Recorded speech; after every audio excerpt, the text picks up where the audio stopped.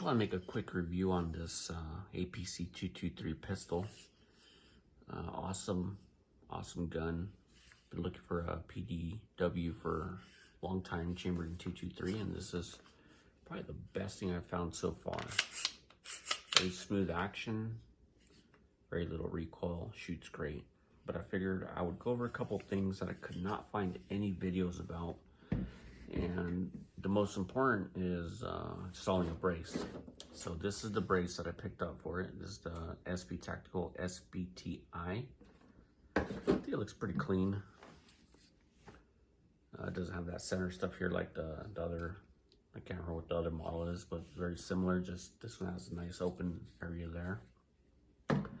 And so to install it, you'll need an Allen key, which comes with the pistol.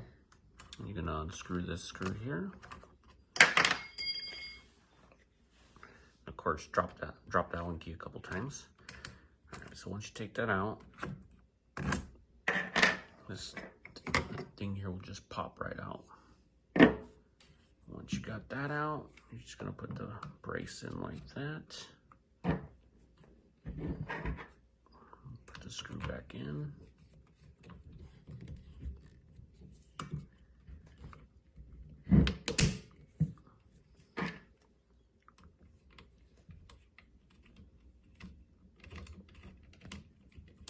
Tighten that down.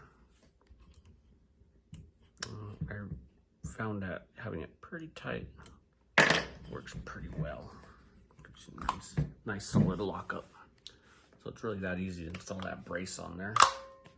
Another thing I did, I swapped out the grip that came with it for a Magpul SL grip. I just in thin and really rough textured. Next thing I did is I swapped out the iron sights that came with it for these Troy micro sights.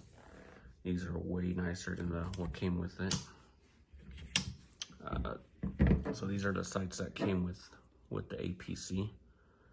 Not too bad. Feel a little cheap. The apertures are pretty good. When they're laying flat, they have these nice little nubs that make like pistol sights. I mean, they work pretty good. The only thing I really don't like about these is how hard it is to open them. When you have them closed, to flip them up, it takes a fair amount of force. So that's the reason I swapped them out. I didn't like that. The only issue that I found with this is if you want to run an optic, like an EOTech, I like to center them over the ejection port. And the only issue I ran into is that if you have it mounted anywhere near there, you can't use the charging handle. I mean, this thing's gonna eat your fingers. That's just not gonna work at all. So the only other thing you could do is either run like a MRO or Aimpoint Micro, something that's real thin, or you have to run your EOTech way back here at the back. That way you're not hitting your fingers on there. And another thing I found out was that after just 30 rounds, the selector for the gas was, I guess they had a lot of carbon because it was really hard to turn.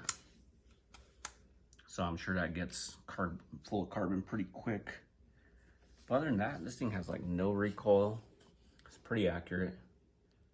And just smooth, just real nice quality. So just figure I'd make this video, might help somebody out there.